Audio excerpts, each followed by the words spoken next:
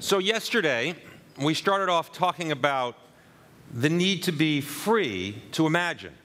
We saw Massenet with the beautiful anatomical illustrations right around 1800, imagining an incredibly robust and detailed human body and then painting those imaginations. And we saw the Japanese, Atsumo, who was at the same time had no capacity to imagine because there was no dissection of any kind. So what changed? How come the West was so much better at imagining? What was it was happening? Well, two things were happening. One was the Renaissance, of course, changed everything. The rediscovery of the Greek and the Roman forms and the antiquity and the beauty of antiquity. And then the second thing was the Protestant Reformation, the ability for the first time to challenge the status quo. Well, what was the status quo? Well, you see, the status quo was a man in ancient Rome named Galen, who lived in 200 AD, and Galen was the source of all imagination about the human body from 200 AD all the way, to this time. You see, what happens here is in 1543, a man named Vesalius, a very famous illustrator, is a Dutchman, starts to do public dissections, on the human body. And they discover, and they do them on executed felons, and that's where they begin. And the first thing they discover about Galen is that he never operated on people at all. He only operated on apes. So for 1,200 years, until Da Vinci begins the process of peering back the layers of the human body, all of accepted wisdom was about apes, all of it. All right? And so suddenly, Vesalius publishes the Fabria, which is the great anatomical work, and 6 volumes he publishes. But this is not the Fabria. You see, Vesalius also publishes 3 weeks later a set of pages just for students. He realizes you need to teach it, and that is called the Epitome. And what we have here is one of the few surviving copies of the Epitome, because the Epitome was just used for students, which meant they folded it up and they put it in their purse, and almost every last one of them was destroyed. And so here we see the beginning of beauty. Now look what happens.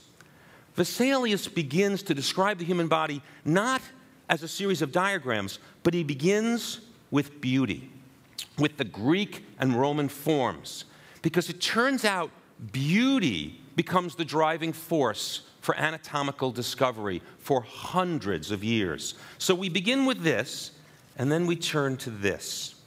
And Vesalius takes his images, and he puts them in a way, here, I'm just going to zoom in here, where he shows not an anatomical illustration in the classic sense that we might think of anatomy. He shows the skeleton thinking with a hand on the head.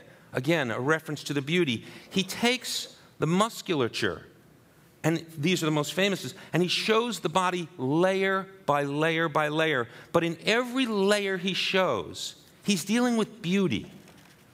If you look carefully here, this is not so much about the anatomical elements of things, but what he has done is he has brought artists in the dissection room.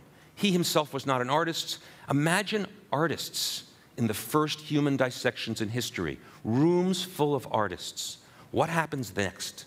Well, what happens next is for 200 years, artists begin to develop how to use beauty in the service of science. And now we're going to see the most beautiful anatomical illustration, actually painting ever done, but it's printing. A Frenchman, you want beauty, you go to France, named Gautier, produces this. Okay, sheet here.